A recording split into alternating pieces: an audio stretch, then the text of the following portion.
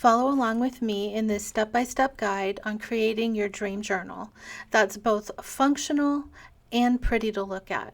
I'm going to tell you exactly how to set it up so that you have something you're actually going to use. And hopefully it's the journal you've been dreaming of. My current dream is to have a journal that looks like something from 100 years ago. Step one is to take a sheet of paper and write down all the things you want this journal to do. You can be as granular as you want to be. You just need to write down everything you want this journal to do. I made a list for mine. I wanted a place to write daily prayers. I wanted a section for Bible verses and promises. I needed space to take sermon notes, and I wanted a log of answered prayers and gratitude. I also wanted room for a brain dump and for prayers on hard days. This one's a prayer journal, but yours could be a work journal or an art journal or a reading journal or a travel journal, or it's up to you. It can literally be anything you want it to be. Step two, you're going to select the inserts that you need. So you can have 3 or 4, that's plenty. You can always add more later, but 4 is a really good place to start. You can choose dot grid or plain paper. You can use ruled paper, gridded paper, whatever kind of paper you want to use. And here you can see I have a dot grid, I have a grid, and I have 2 ruled notebooks. So those are what I'm going to be using. Step 3 is to decide the aesthetic you want to go for. You can use paper already done, or you can go to Etsy and you can get printable papers, and they come in packs or singular. They're not that expensive, and any subject under the sun you can think of, they probably have it. I personally love butterflies, so that's always a win for me. They also have Victorian, which is a win for me, because that's like over 100 years ago, but I love that aesthetic, and that's what this journal is kind of vibing for. So I chose some from one of the shops here, not any that I'm showing you on the screen, but I'm just showing you examples that there's so many different kinds that you could choose from. I'm definitely going to get this pack at some point. It's only $5, so definitely going to pick that up. Put a heart on that one. I love Etsy. I have so much time spent on Etsy just looking at things, and my buyers list is quite large on there. And I love digital files because they don't take up any room until you're ready to print them. These are what I love to print on. True Block shipping labels by Avery, and you print them. The next thing you want to do is set up your file and make sure it's oriented right and everything. This is not a tutorial for that, but I will say that it took me some time to get my printer to print. I did have to threaten it by going to a different printer, but it decided to go ahead and print for me, so we're on good terms now. But this is the printer that I use, and normally it works flawlessly, but today it was just giving me problems, and luckily I was able to troubleshoot, and we were able to show you that I print them. And you print on that True Block sticker paper, which is label paper, and it just works great for everything. And I did print from my iPad, so there it is, printed versus iPad. So the next step is to cover. Okay, so now that we've got our prints done, now we're going to cover our notebook. So I like to use sticker paper because you don't have to mess with glue. You can cut any shape that you need. Your covers and labels are going to lay flat. They're not going to warp because of the wet glue, and it's just easy, to be honest. It's just super easy. So I like to peel back just a little bit of it and then align it on the book, and you'll see here exactly how I do it. One tip I will give you is that these inserts that I'm personally using are 8 1/4 they're 8 inches. They were all different sizes. So I cut them down myself to be 8 inches by 5.5 inches. And you'll be able to see here that the label does not reach all the way across the notebook. So I will cover that up later on, the little strip that isn't covered. But for now, this is okay. I just didn't want that white border on there. That's why I'm placing it away from the edge as far as I am. But if you do just the edge first and then you can peel it back, it just goes on much smoother, much easier in my opinion. And yep, just take it off, and then you're just going to kind of fold it over and smooth it down, and you're all set. You do need to trim it, and I like to use an X-Acto knife to trim it down, but can you see that little black strip right there? I will cover that later because that does bother me. I'm not a perfectionist anymore. I mean, who am I kidding? I think you're always, I'm a recovering perfectionist. That's what I am. Anyway, I'm going to trim this off with an X-Acto knife. You can use a ruler to trim it with.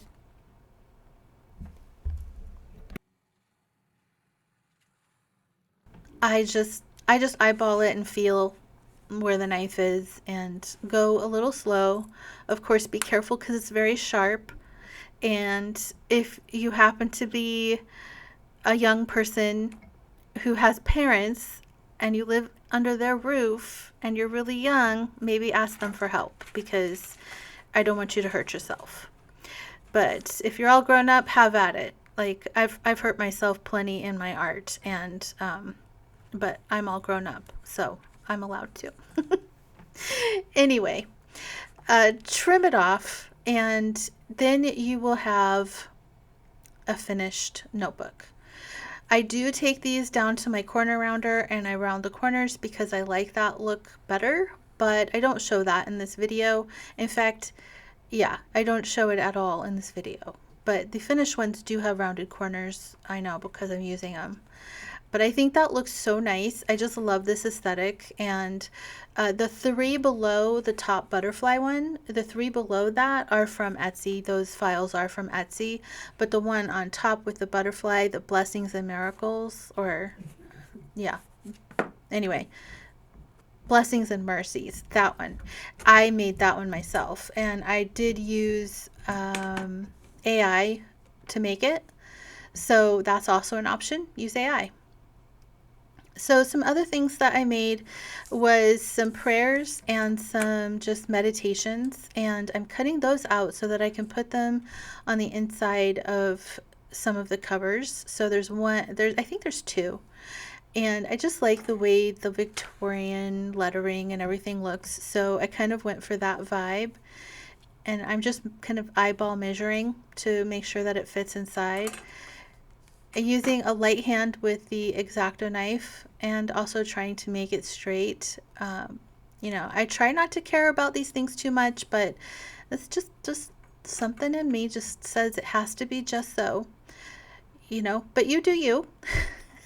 Make it how you want it to be, and of course choose the aesthetic you want to choose. This is mine. It's okay if you like it too. I'll share it with you, but if it's not your vibe, that's okay, because as I showed you, there is anything under the sun that you could want, and Etsy is a great place to get digital files like that.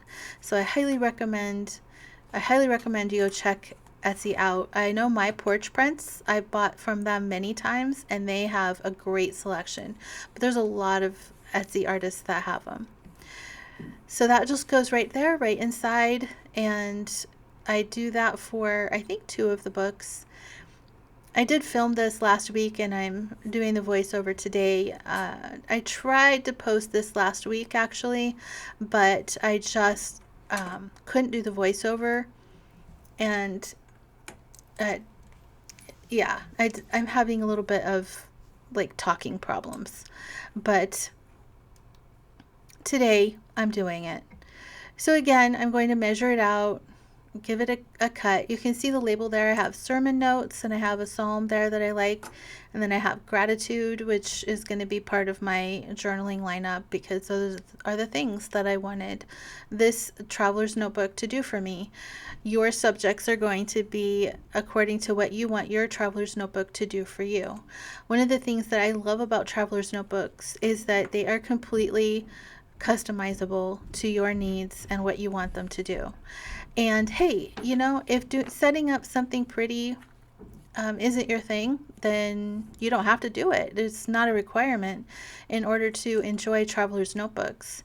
And, maybe you are super artistic and you like to draw and paint and do those things, then that's awesome. You should definitely draw and paint and make your covers with your own artwork. I think that would be amazing and beautiful. And I've seen several people do it.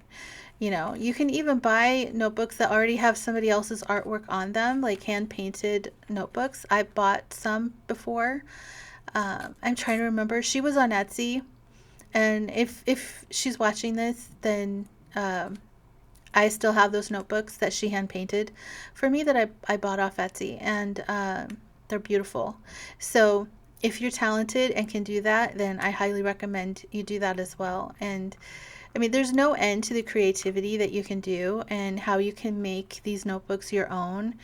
And I also love having individual inserts because I'll use one insert up much faster than I would another one. And all I have to do is just replace the one I used up, and I can just keep going, keep trucking along, and everything's good.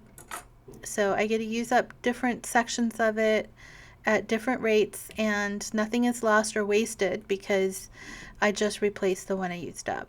Now, depending on how many pages it has, it will depend on how fast I use it up. The notebooks that we make here at Chic Sparrow have 100 pages in them, so they take a little longer than the 64-page notebooks. And because of the paper we use, they're not that much thicker than a 64-page notebook. In fact, they might be just about the same as the 64-page notebooks that we used to use, or we used to make, rather. So I made labels for some of my pages, and you just have to trim them down. I do have a Cricut machine, but I decided not to use it for this, probably because I did all of this work here at the office and the Cricut is at home. So that's the main reason there.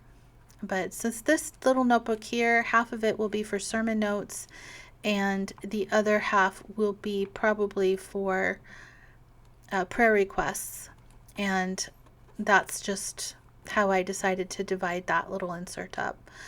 But I love that font. It makes my heart happy, and I'm going to be so glad to be looking at it, at least every week for that one. But yeah, I made all the little labels on all of these notebooks, and I edited the images in Photoshop. You can use Canva to do your creative work if you don't have Photoshop. And if you're getting your artwork from Etsy and you're just adding a title in Canva, you don't need to pay for Canva. You can use the free version of Canva to do that. So this is going to be for gratitudes.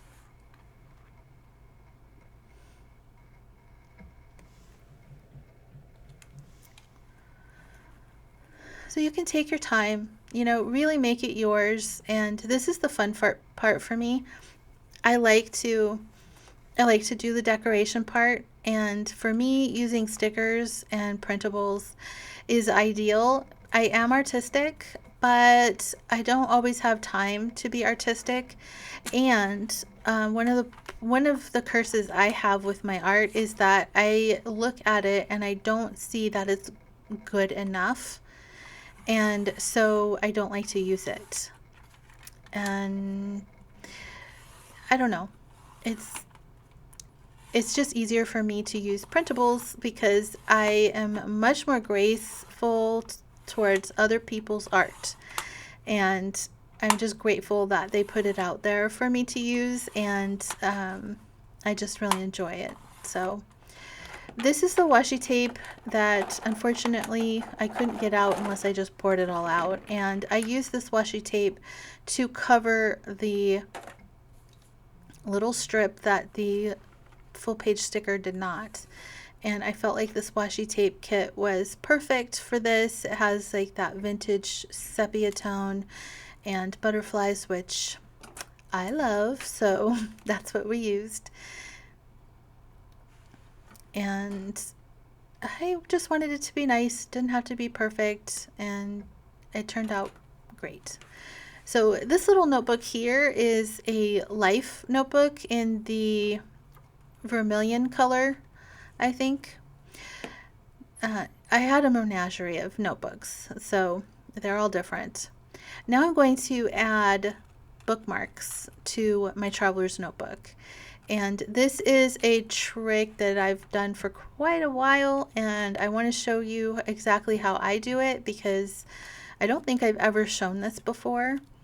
But this is 3/8 ribbon, and I'm measuring it out. I want it to hang down below the notebook, and unfortunately you cannot see that, but it's probably 5 inches longer than the notebook, so the whole thing is actually 10 inches longer because I folded it in half.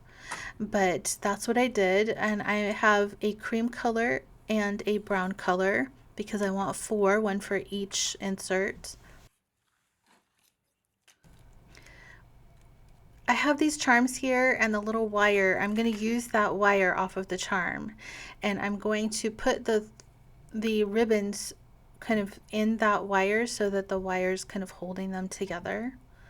And this is important because it's really hard to get things through a small hole unless you have something like a needle, and this wire is going to act kind of like a needle for me. And I'm going to go through the center hole, and I didn't have any pliers. Pliers would have been very helpful, but I did have these handy dandy little scissors here, so I went ahead and used them. It took 2 tries, but it really was not that hard at all.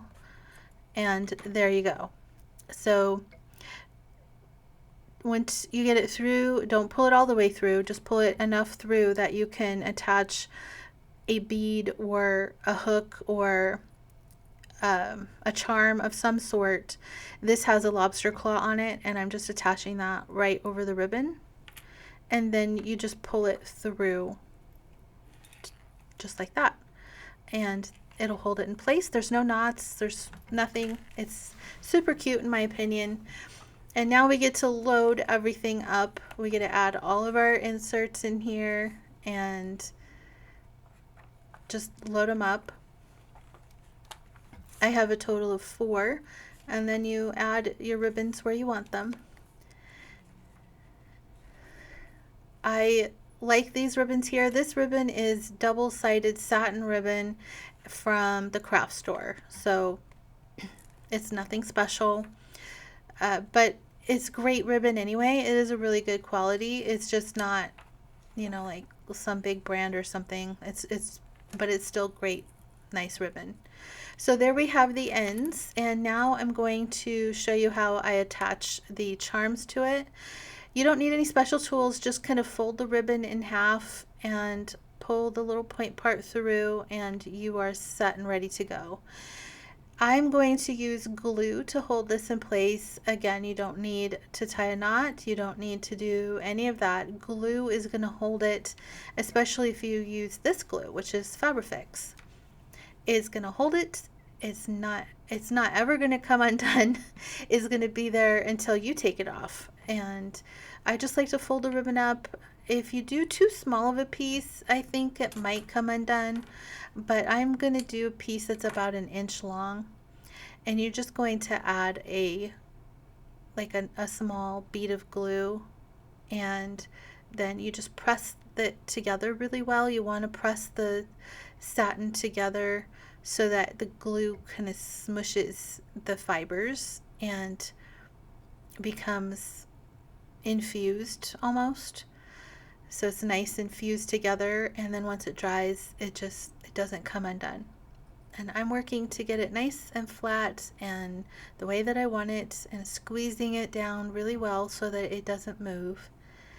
And then I do two more kind of off camera, and then the last one I'll show you again in case you didn't see it quite right the first time. But there's like a bajillion different charms you could use and you can choose from. Just go to any bead store or craft store and you're going to find them. I chose to do mine at varying lengths because I didn't want them like crashing into each other and stuff. And so each one is a little bit different, but I still like them long because I like them to kind of dangle. And also, if I put my notebook on edge, because they're long, they're not going to interfere with how the notebook stands up. And when I pull the ribbon out of the way while I'm working on the notebook, it is out of the way too because it's it's just long enough that it's completely out of the way once you do it. So that is how you add ribbons to your notebook and therefore enhance the aesthetic that you're going for.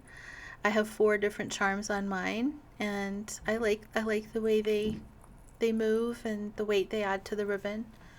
And then of course on the spine I have this one, which I changed later for a fish. So now we get to load it all up. I made for myself some prayer cards, and this is the little folder that I made for it as well.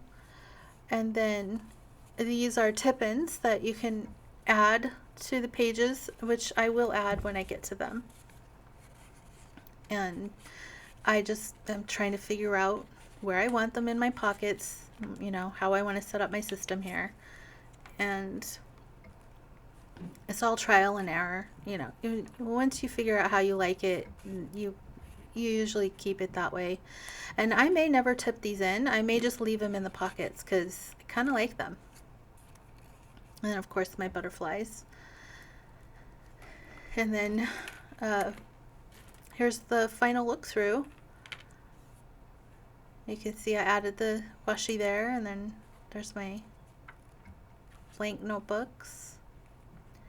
But yeah, that is how you set up the journal of your dreams. And this is the journal of my dreams right now. I will be setting up more journals later, but I hope that you found this useful and that you give it a shot yourself. Let me know in the comments down below what you do to set up your notebook so that you actually use it, because it can be pretty, but if you don't use it, then what's the point, right? What's the point?